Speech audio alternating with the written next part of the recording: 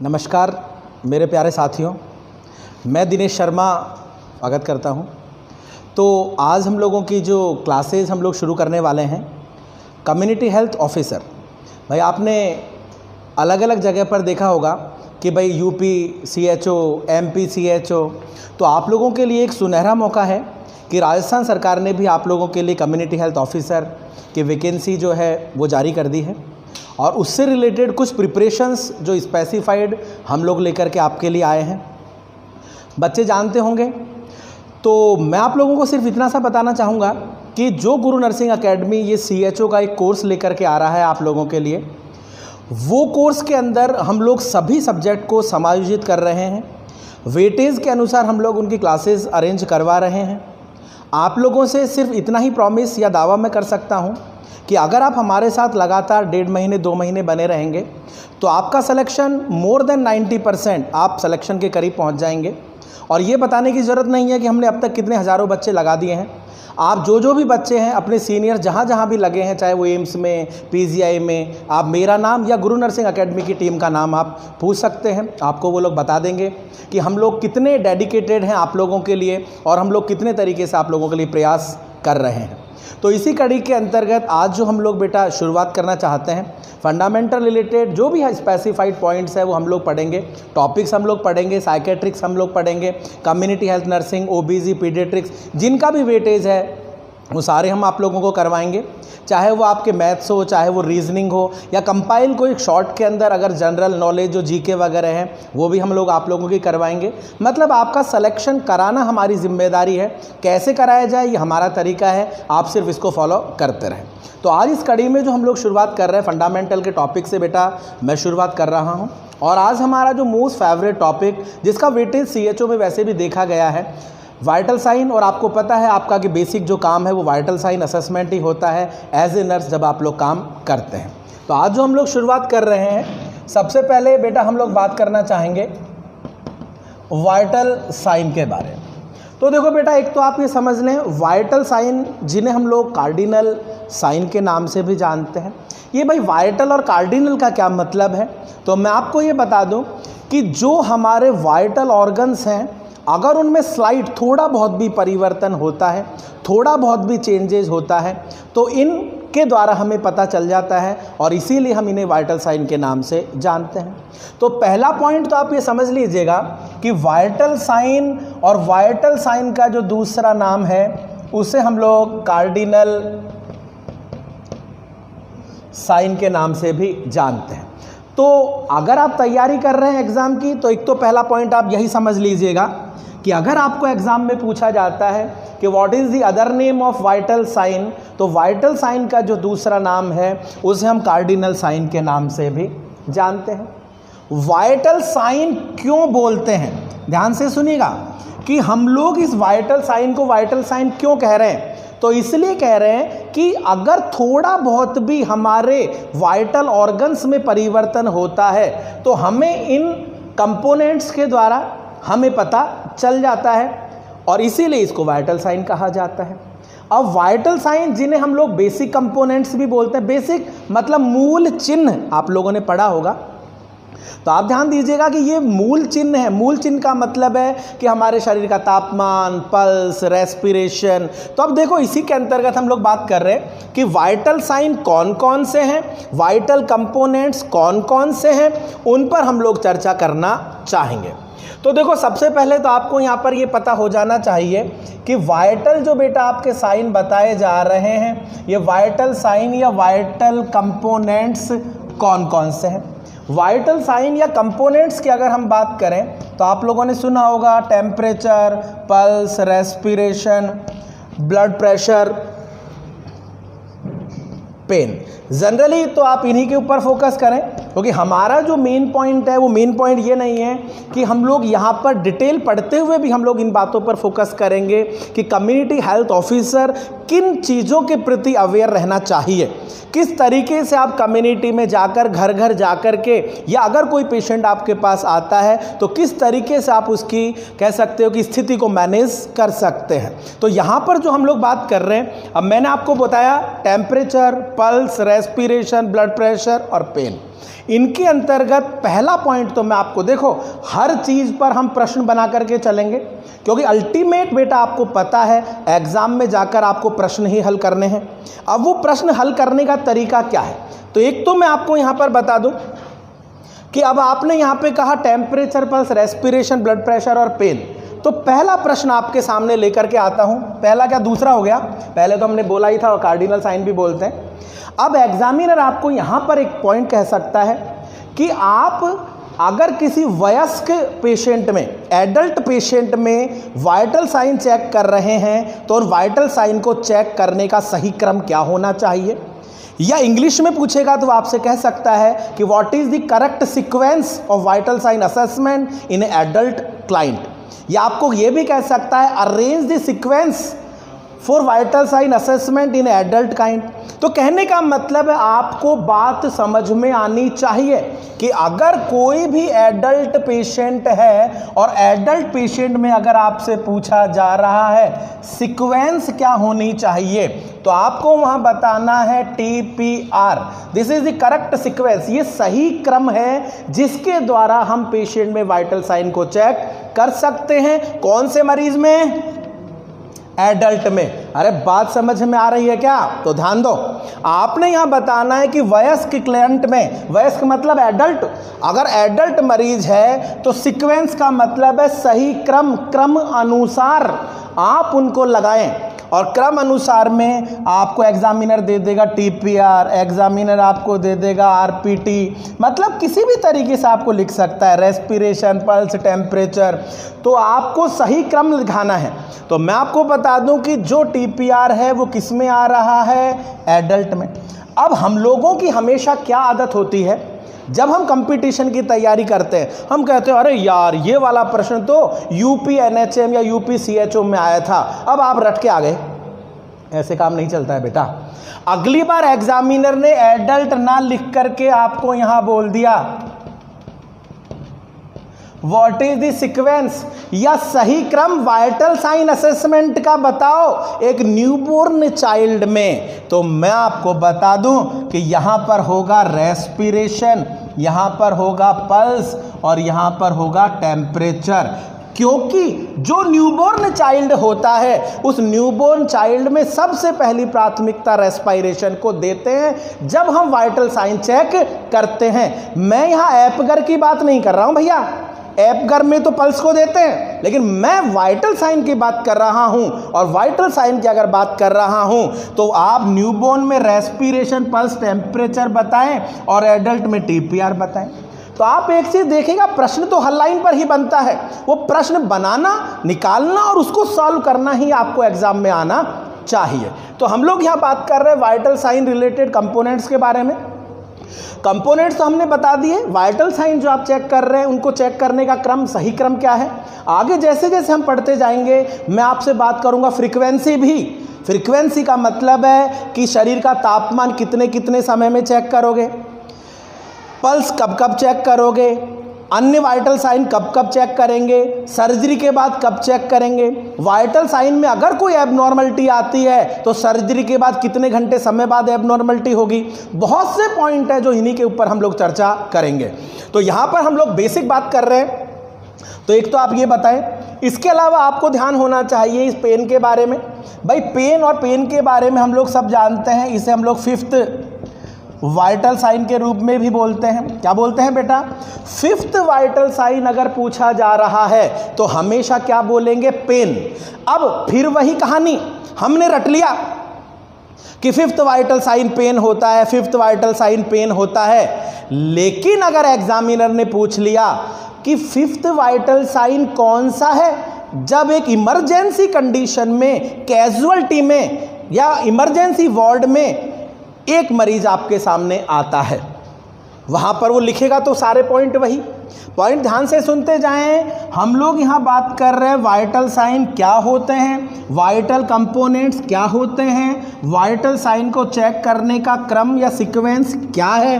अब मैंने आपको यहाँ पर बताया कि fifth vital sign routine condition में अगर पूछा जा रहा है तब तो बेटा बोलना है पेन, लेकिन अगर आपसे पूछा जा रहा है इमरजेंसी कंडीशन में, आपसे पूछा जा रहा है कैजुअल्टी के अंदर, भाई कैजुअल्टी बोल दो, इमरजेंसी जैसा आपको बोला जाए कि पेशेंट इमरजेंसी में आया है तो आप यहां बोलेंगे प्यूपिलरी रेस्पॉन्स। ध्यान दीजिएगा, प्यूपिलरी रेस्पॉन्स, और प्यूपिलरी रेस्पॉन्स जो है वो फिफ्थ वाइटल साइन कहलाएगा। कौन सी कंडीशंस में? इमरजेंसी कंडीशंस में।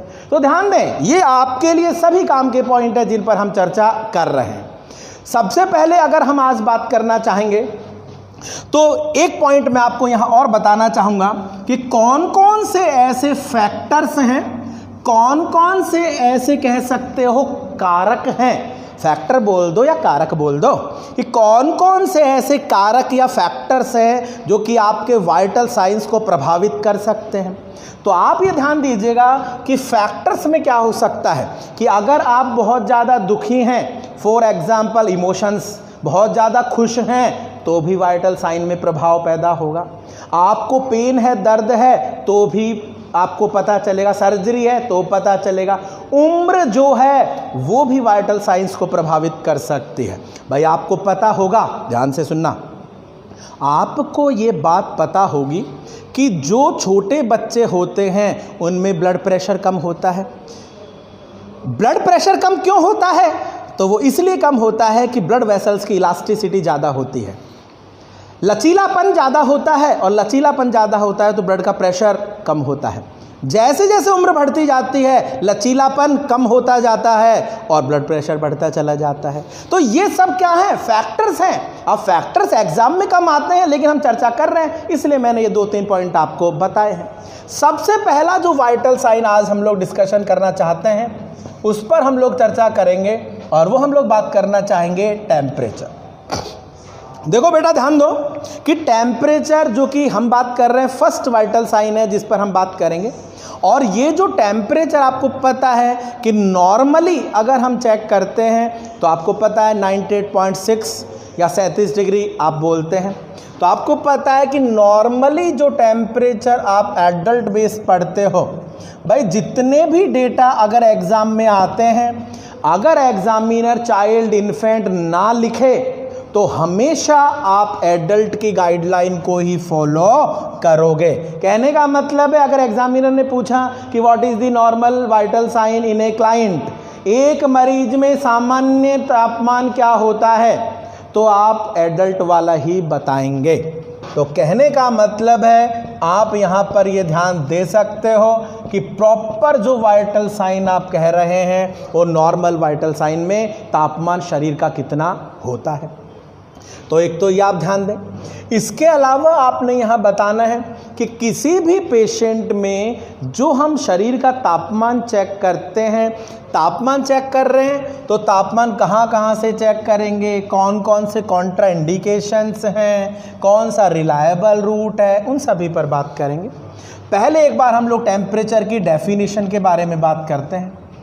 तो आपने यहाँ पर बोलना है कि degree of heat that is maintain by our body, हमारे शरीर के द्वारा एक हीट, गर्मी सामान्य रूप से मेंटेन की जाती है और ये शरीर की गर्मी को ही हम शरीर का तापमान बोलते हैं।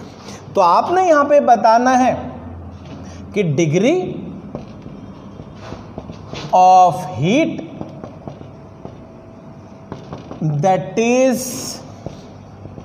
maintained by our body। कहने का मतलब है डिग्री यूनिट है जो तापमान को बता रही है, हीट जो कि आपके शरीर की गर्मी है, जो हमारा शरीर मेंटेन करता है वही शरीर का तापमान या बॉडी टेम्परेचर कहलाता है। तो आप ये कह सकते हैं degree of heat that is maintain by our body. तो एक डेफिनेशन तो आप ये कह सकते हैं। दूसरी डेफिनेशन आप कह सकते हैं कि आपने देखा होगा कि हमारा जो शरीर है वो गर्मी बनाता भी है, गर्मी बनती भी है, जैसे हाइपोथैलेमस भाई हीट बना रहा है और हीट को कम भी कर रहे हैं। तो जो ये बढ़ने और घटने का क्रम है, अगर ये समान अनुपात में रहता है तो भी इसे हम बॉडी टेम्परेचर कहते हैं। कहने का मतलब है कि बॉडी टेम्परेचर एक संतुलन है शरीर में पैदा होने वाली गर्मी और शरीर में लॉस होने वाली हीट के बीच में, जिसे कि आप यहां पे कह सकते हो कि body temperature is the balance between production और lost of heat by body. कि बॉडी टेम्परेचर एक बैलेंस है, बॉडी टेम्परेचर एक समान अनुपात मेंटेन करता है किस किस के बीच में, शरीर में पैदा होने वाली गर्मी और शरीर के द्वारा लॉस्ट होने वाली हीट के बीच में। अगर समान अनुपात रहता है तो वो बॉडी टेम्परेचर कहलाता है। अगर मान लीजिए शरीर में गर्मी बन ही नहीं रही है तो वो हाइपोथर्मिया की कंडीशन है, और अगर हीट बन रही है लेकिन प्रॉपर अवशोषित नहीं हो रही है तो तापमान बहुत ज़्यादा हो जाएगा, जिसे हाइपरथर्मिया कह सकते हैं। तो कहने का मतलब है अगर ये समान अनुपात बना हुआ है तो ये समान अनुपात को ही बॉडी टेम्परेचर कहा जाता है, और वो सामान्य तापमान हमने बता दिया है 37 डिग्री सेल्सियस होता है। चलो जी, यहाँ तक आप बताएं। अब इसमें से भी एग्जामिनर कई तरीके से आपको प्रश्न पूछता है। एक तो वो आपको यहाँ पर एग्जामिनर सीधा सीधा बोल सकता है कि एक पेशेंट है, या एक पेशेंट क्यों, आप और हम कोई भी हो सकते हैं, कि भाई production of heat in body, अगर हमारे शरीर में हीट बन रही है तो जो हीट बन रही है तो हीट को बनने की प्रक्रिया को क्या कहते हैं। तो आप जानते हैं बहुत छोटी छोटी टर्मिनोलॉजी है जिसे हम कह सकते हैं थर्मोजेनेसिस। देखो, थर्मो का मतलब होता है गर्मी, जेनेसिस का मतलब पैदा होना। तो कहने का मतलब है गर्मी पैदा होने की प्रक्रिया को हम क्या बोलते हैं, थर्मोजेनेसिस, या प्रोडक्शन ऑफ हीट जिसे हम कहते हैं थर्मोजेनेसिस। जेनेसिस का मतलब बनना, जेनेसिस का मतलब पैदा होना, जेनेसिस का मतलब प्रोड्यूस होना, दैट इज जेनेसिस। और क्या जेनेसिस हो रहा है, थर्मो का मतलब हीट बन रही है, वही थर्मोजेनेसिस कहलाता है। लॉस्ट, तो आप यहां पे कह सकते हो थर्मोलाइसिस। थर्मो का मतलब हीट, लाइसिस का मतलब लॉस। तो आपने यह बताना है कि हीट जो लॉस होगी वो थर्मोलाइसिस कहलाती है, और जो शरीर में हीट बनेगी वो थर्मोजेनेसिस कहलाती है बेटा। तो यहाँ आप बात को समझ लीजिएगा जिस पर हम चर्चा कर रहे हैं। अगर एग्जामिनर कहता है कि वो प्रक्रिया कौन सी है, या what is the process of body that produce the heat, कि वो शरीर की प्रक्रिया जहाँ हीट बनती है जेनेसिस कहलाती है, वो प्रक्रिया जहाँ पर हीट लॉस होती है लाइसिस कहलाता है। और इस क्रम को मेंटेन करने का काम हमारा हाइपोथैलेमस करता है, और इसीलिए हाइपोथैलेमस को हीट रेगुलेशन सेंटर बोलते हैं। तो कहने का मतलब है कि ये हम बात कर रहे हैं जनरल पॉइंट्स हैं, लेकिन ये जनरल पॉइंट आपके एग्जाम्स में पूछे जाते हैं, और एग्जाम जिसे हम कम्युनिटी हेल्थ ऑफिसर के नाम से जानते हैं। तो देखो बेटा, ध्यान दे, यहां पर हम कह रहे हैं, अब इसी में आप कह सकते हो हाइपोथैलेमस। हाइपोथैलेमस जो आप कह रहे हैं इसे हमने नाम दिया है heat regulation centre. Heat regulation centre, और ये हीट रेगुलेशन सेंटर जिसे कि हम हाइपोथैलेमस बोलते हैं। कहने का मतलब है कि ये हाइपोथैलेमस हमारे शरीर के तापमान को रेगुलेट करता है, मेंटेन करने का काम कर रहा है, और इसीलिए क्या बोल रहे हैं, हीट रेगुलेशन सेंटर बोल रहे हैं। यहाँ आप ध्यान दें, अगर हम इसी को एग्जाम्स CHO ना होकर कोई एम्स या और कहीं पढ़ते तो फिर एग्जामिनर और ज़्यादा आगे जा सकता है, लेकिन यहाँ हम 6 महीने, साल भर या 8 महीने की स्टडी नहीं कर रहे हैं। हम यहाँ चाहते हैं कि 2 महीने में आपको वो दे दिया जाए जिससे आपका सिलेक्शन पूरा हो पाए। तो वरना तो बहुत से पॉइंट है, आपको मान लो ये बोल दे कि हाइपोथैलेमस की कौन सी लोब है जो कि शरीर से तापमान को कम करती है, हाइपोथैलेमस की वो कौन सी लोब है जो कि शरीर के तापमान को बढ़ाती है। तो आप ये ध्यान दीजिएगा कि हाइपोथैलेमस एंटीरियर पोस्टीरियर लोब होती है। एक लोब जो होती है वो तापमान को कम करती है और एक लोब जो होती है वो तापमान को बढ़ाती है, जिसके अंतर्गत आपको पता है, आप अगर एग्जाम्पल पढ़ते हो तो आपको पता है अगर किसी भी पेशेंट को स्वेटिंग आ रहा है तो स्वेटिंग किस चीज़ का उदाहरण है, sweat is example of heat loss. और आपने देखा होगा कि अगर किसी भी पेशेंट को, या हमको खुद को ही बोल लो, अगर किसी भी व्यक्ति को क्या होती है बेटा, शिवरिंग होती है, इसका मतलब आप कह सकते हो हीट बॉडी में क्या हो रही है, प्रोड्यूस हो रही है। अब ये जनरल पॉइंट है, लेकिन यहाँ से भी प्रश्न आते हैं। भाई हमने कहा हाइपोथैलेमस हीट रेगुलेशन करता है, तो आपको एग्जामिनर कह सकता है कि एक पेशेंट है या एक सामान्य व्यक्ति है जिसको कि गर्मी के मौसम के अंदर पसीना आ रहा है, तो बताओ ऐसी स्थिति में नर्स ने वहाँ क्या देखा, क्या ऑब्जर्व किया। तो नर्स ने यहाँ पर देखा कि पेशेंट को पसीना इस बात को दिखा रहा है कि शरीर में हीट क्या हो रही है, कम हो रही है। ध्यान दीजिएगा, इंपॉर्टेंट पॉइंट है। और आपने देखा है सर्दी का मौसम में हम ऐसे कपकपाते रहते हैं, क्योंकि सर्दी के मौसम में हमारा शारीरिक तापमान कम हो जाता है। ऐसी स्थिति में हाइपोथैलेमस एक्टिव होता है, वहाँ पर वैसो कंस्ट्रक्शन करेगा, हीट प्रोड्यूस होगी, और ऐसी स्थिति में हम क्या कर रहे हैं, वहाँ शिवरिंग कर रहे हैं। ये कॉमन से पॉइंट है। इसके अलावा एनवायरनमेंट भी इस रेगुलेशन के लिए रेस्पॉन्सिबल हो सकता है, तो ये पॉइंट आप ध्यान दें। इसके साथ साथ आगे आपने बताना है नेक्स्ट, और नेक्स्ट पॉइंट आप ध्यान दीजिएगा कि हमारे शरीर के तापमान में जो उतार चढ़ाव होता है वो सामान्यतया कितना हो सकता है एक दिन में।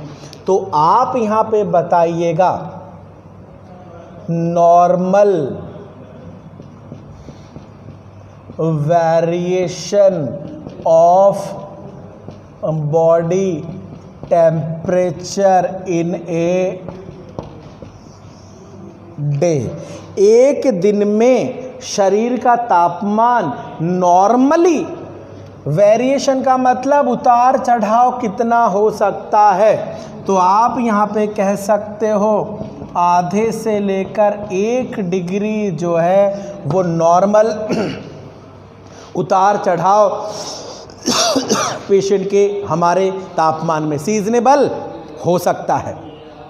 तो ये प्रश्न भी आपके लास्ट टाइम कई एग्ज़ामों में आया हुआ है, जैसे CHO, MP CHO, तो आप इसको भी बता सकते हैं। तो नॉर्मल वेरिएशन है जो आपने यहाँ बताना है शरीर के तापमान में। चलो जी साहब, यहाँ तक आपने बताया। आगे हम लोग बात करना चाहेंगे कि जो शरीर का तापमान है वो तापमान हम कहाँ कहाँ, कौन कौन से रूट और कौन कौन सी साइट से चेक कर सकते हैं। तो आपने यहाँ पर बताना है रूट, ये आप कह सकते हो site for check the body temperature, कि शरीर का तापमान जो हम लोग चेक कर रहे हैं वो शरीर का तापमान हम कहाँ कहाँ से चेक कर सकते हैं। बेटा ध्यान से सुनना, कि शरीर का तापमान जो हम चेक करते हैं, मुंह से भी चेक करते हैं, एक्जिला से भी चेक करते हैं, शरीर का तापमान रेक्टम से भी चेक करते हैं, कान से भी चेक करते हैं, और भी बहुत सी साइट हैं जहां से आप शरीर का तापमान चेक कर सकते हैं। अब कैसे, तो आप बात सुन लीजिएगा कि शरीर का तापमान जो बेटा हम लोग चेक कर रहे हैं, तो शरीर के तापमान चेक करने की क्या बता रहे हैं, रूट बता रहे हैं, साइट बता रहे हैं। ये जो साइट या जो रूट होते हैं, ये पेशेंट की उम्र, पेशेंट की कंडीशन के आधार पर भी निर्धारित किए जाते हैं। फॉर एग्जाम्पल कि मान लीजिए छोटा बच्चा है, मान लीजिए कोई एक्सीडेंटल पेशेंट है, कोई भी स्थिति हो सकती है, लेकिन हम एक बार जनरल बात पर आएंगे। तो देखो ध्यान से सुनना। सबसे पहले अगर हम बात करेंगे तो आप यहाँ ध्यान दें, रूट्स की बात कर रहे हैं, और रूट में अगर आप कहते हैं तो आप एक तो कह सकते हैं ओरली टेम्परेचर, या मुंह के द्वारा तापमान लेते हैं। दूसरा आप कह सकते हैं एक्जिला या एक्जिलरी टेम्परेचर। तीसरा बेटा आप यहाँ कह सकते हो रेक्टम। इसके अलावा फिर आप और बहुत से पॉइंट कह सकते हैं, जैसे एयर, टिम्पैनिक, मेम्ब्रेन। अब यहां तक आपने बताया, ये है। फिर अगर और स्टडी करो और डीप में जाओ तो फिर तो हमारे पास बहुत से हैं। वेजाइनल टेम्परेचर ले सकते हैं भाई, बहुत सी साइट है जो आप कह सकते हैं। ग्रोइन, ग्रोइन मतलब दोनों थाई का जो कह सकते हैं कि बीच की जो एरिया है वो आप ले सकते हो। फिर और भी हैं, जैसे जैसे आगे बढ़ूंगा मैं आप लोगों को बताऊंगा। तो देखो यहाँ ध्यान दें, सबसे पहले ओरली टेम्परेचर के बारे में हम लोग चर्चा करने वाले हैं। ये सारे ही पॉइंट हैं, लेकिन एक एक करके हम सभी के बारे में क्या करेंगे बेटा, चर्चा करेंगे और डिस्कशन करेंगे। भाई ओरल टेम्परेचर, अब ओरल टेम्परेचर में पहले तो पॉइंट आपको पता हो कि आपसे किस प्रकार का प्रश्न है, किस प्रकार के पॉइंट्स हैं जो एग्जामिनर आपसे पूछ सकता है CHO के एग्जाम्स में। तो मैं आपको यहाँ पर 2-3 पॉइंट लिखूंगा, वो आप एक तो ध्यान दें। ओरली जो टेम्परेचर, कौन सा बोला सबसे पहले हमने, ओरल। भाई ओरल टेम्परेचर, तो ओरल टेम्परेचर की स्पेसिफाइड साइट कौन सी है? तो ओरल टेम्परेचर जो हम लोग ले रहे हैं वो हम सबलिंगुअली शरीर का तापमान चेक करते हैं, और ओरल में जीभ के नीचे सीधा सीधा मतलब बेटा आप ये समझ लीजिएगा कि साइट अगर बोली जाए तो आप कह सकते हो सबलिंगुअल, ये आप सीधा सीधा बोल सकते हो अंडर दी टंग। थर्मामीटर, अगर ओरल थर्मामीटर यूज कर रहे हो, ग्लास थर्मामीटर, आगे बताऊंगा थर्मामीटर कौन कौन से हैं, लेकिन पहले आपको यहां पता हो कि अगर ओरली तापमान ले रहे हैं तो जीभ के नीचे आप उस थर्मामीटर को रखेंगे, प्लेस करेंगे। पहला पॉइंट आप ध्यान दें।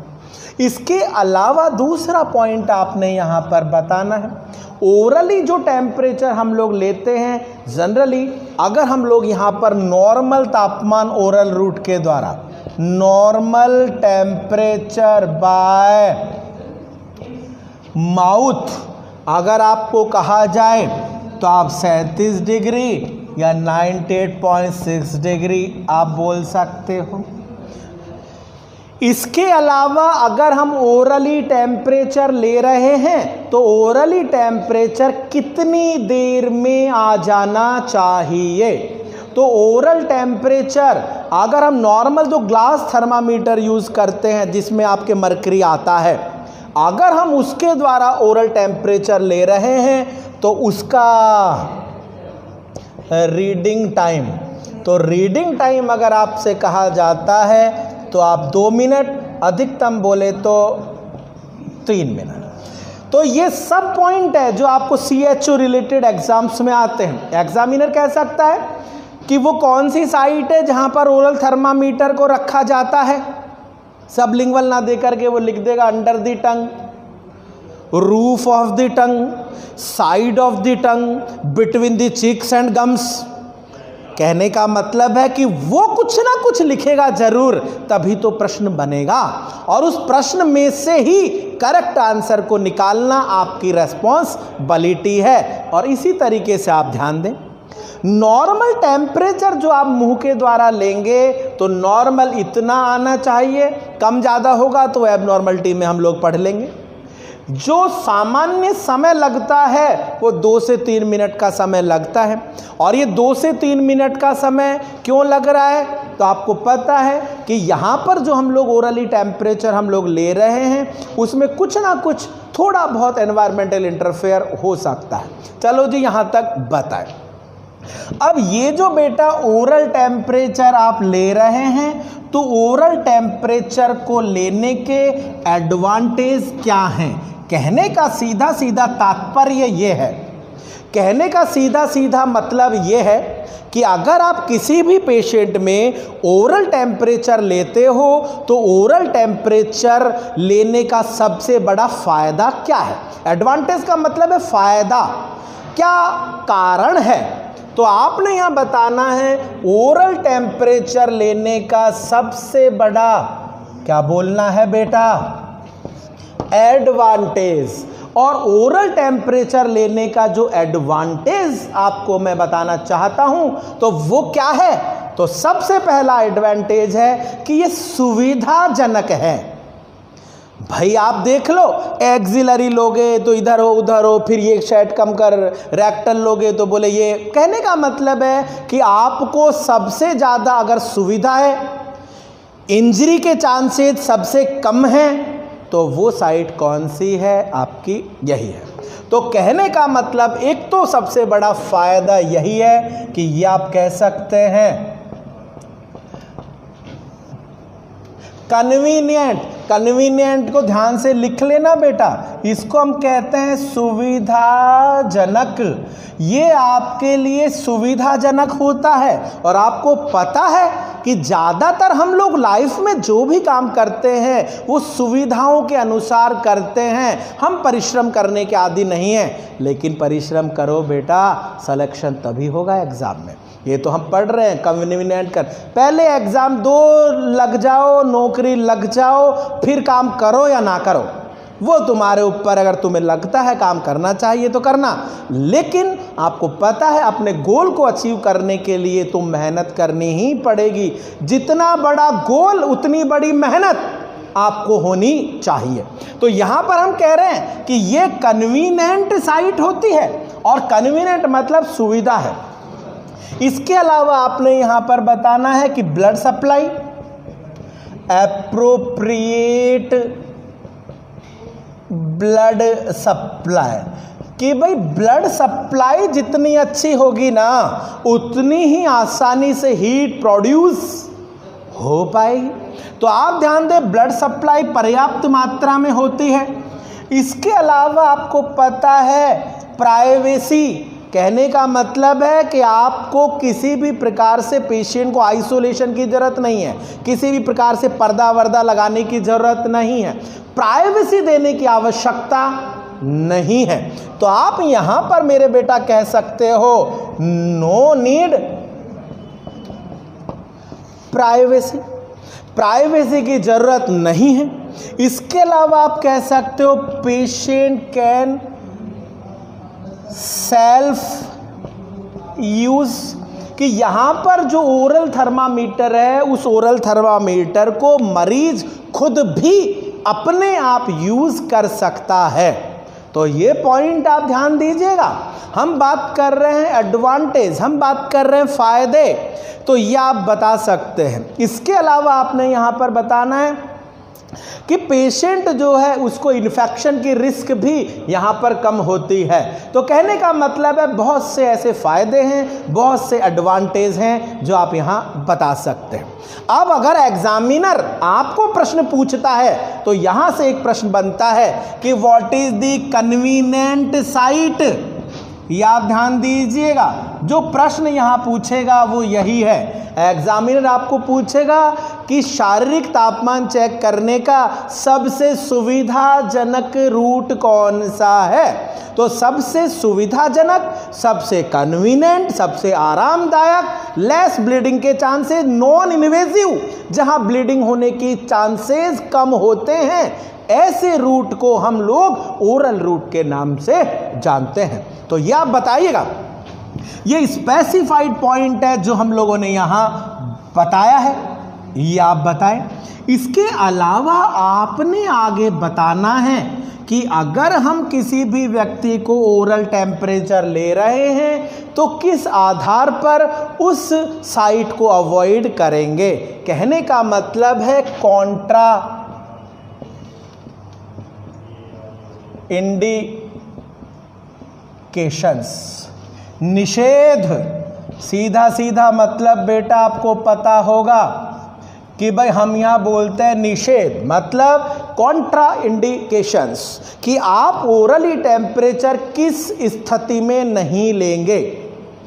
तो एग्जामिनर जो प्रश्न आपको देगा CHO के एग्जाम में, वहाँ पर आपको एग्जामिनर ये कह सकता है कि एक पेशेंट है जिसको कि हम लोग तापमान ले रहे हैं, तो निम्नलिखित में से किस स्थिति में आप शरीर का तापमान मुंह से नहीं लेंगे। तो कहने का मतलब कॉन्ट्रा इंडिकेशंस, और कॉन्ट्रा इंडिकेशन में सबसे पहला पॉइंट तो आप ध्यान दे लीजिएगा कि अगर पेशेंट अचेतन मुद्रा में है, मतलब अनकॉन्शियस है, तो हम लोग ओरली टेम्परेचर नहीं लेते हैं। तो एक तो बेटा आप कह सकते हो अनकॉन्शियस पेशेंट जो है उस मरीज में अचेतन बोल सकते हैं, मूर्छित कह सकते हो। इसके अलावा आप यहाँ पर बताएंगे, इसमें हम कह सकते हैं वो बच्चे जिनकी उम्र 6 वर्ष से कम है, उनमें भी हम लोग ये साइट यूज़ नहीं करेंगे। तो आप कह सकते हैं child less than 6 year of age, कि अगर बच्चे की, क्योंकि 6 वर्ष से छोटा बच्चा इसको होल्ड करने की क्षमता नहीं रखता है, खा जाएगा, तोड़ लेगा, निगल लेगा, तो दुर्घटना घट सकती है। इसलिए जब आप as a community health officer बन भी जाएं, तो बनने के तत्पश्चात आपके पास अगर कोई मरीज या रोगी जो छोटा बच्चा आता है, तो आप कभी भी उसके मुंह में इस थर्मामीटर को ना लगाएं। चलो जी, यहाँ तक बताएं। इसके अलावा आपने बताना है मानसिक रोगी, जिसे आप कह सकते हो मेंटल इल, मेंटली चैलेंज, मेंटल मानसिक रोगी, वो मानसिक रोगी जिसको यही नहीं पता कि ये वस्तु है क्या, और आपने अगर उसके मुंह में ये थर्मामीटर रख दिया तो चबा जाएगा, खा जाएगा। ऐसी स्थिति में भी कॉम्प्लिकेशंस हो सकते हैं। तो ये हम बात कर रहे हैं कि वो कौन कौन सी ऐसी मुख्य कंडीशंस होती हैं जहां पर आप ओरली टेम्परेचर नहीं लोगे। चलो जी, यहाँ तक बताओ। इसके अलावा आप कह सकते हैं सीजर, सीजर जहां पर आपको पता है कि अगर किसी भी मरीज को सीजर आते हैं तो भी हम ओरली टेम्परेचर नहीं लेते। इसके अलावा फिर आप यहां और कह सकते हैं, जैसे बेटा इसको तो अंडरलाइन कर ही लो, क्या पता तुम्हारे इसी एग्जाम में ये प्रश्न आ जावे। तो देखो, ध्यान दो, एग्जामिनर आपको कह सकता है कि डिहाइड्रेटेड पेशेंट, डिहाइड्रेशन वाले मरीज में कौन सी साइट यूज करेंगे। तो यहां कॉन्ट्राइंडिकेशन है, सीधा सा मतलब है कि ओरली टेम्परेचर नहीं लेना है, क्योंकि मुंह के अंदर ड्राइनेस आ जाती है, वाइट कोटेड टंग, सफेद जीभ हो जाती है, रक्त की सप्लाई कम हो जाती है। ऐसी स्थिति में इन्फेक्शन के चांसेस भी बनते हैं, और हम डिहाइड्रेशन वाले मरीज में ओरली टेम्परेचर नहीं लेंगे। अंडरलाइन कर लेना, बहुत बहुत महत्वपूर्ण प्रश्न है। चलो जी, यहां तक बताओ बेटा। इसके अलावा आपने बताना है ऑक्सीजन इनहालेशन बाय मास्क। स्पेसिफाइड बोल रहे हैं कि भाई वैसे तो ऑक्सीजन इनहेलेशन में लेना ही नहीं है, ऑक्सीजन इनहेलेशन करते समय ओरल टेम्परेचर लेना ही नहीं है, क्योंकि आपको पता है ऑक्सीजन अगर इनहेलेशन करते हैं तो उस व्यक्ति की बेसल मेटाबॉलिक रेट, उपापचय क्षमता बढ़ती है, तापमान बढ़ेगा और ऐसी स्थिति में यहाँ हीट आएगी। तो ऐसी स्थिति में हमें रिलायबल साइट चाहिए और ये साइट रिलायबल तो नहीं है।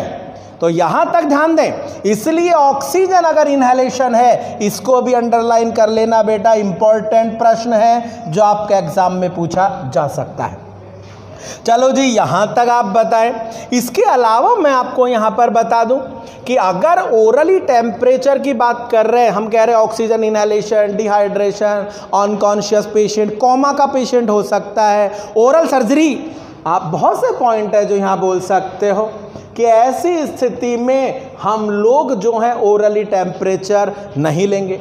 आप यहां पर कह सकते हैं when patient unable to hold oral thermometer, कि अगर मरीज ओरल थर्मामीटर को होल्ड ही नहीं कर पा रहा है तो भी हम लोग नहीं लेंगे। इसके अलावा आपको पता है ओल्ड एज में भी ऐसी स्थिति आ सकती है।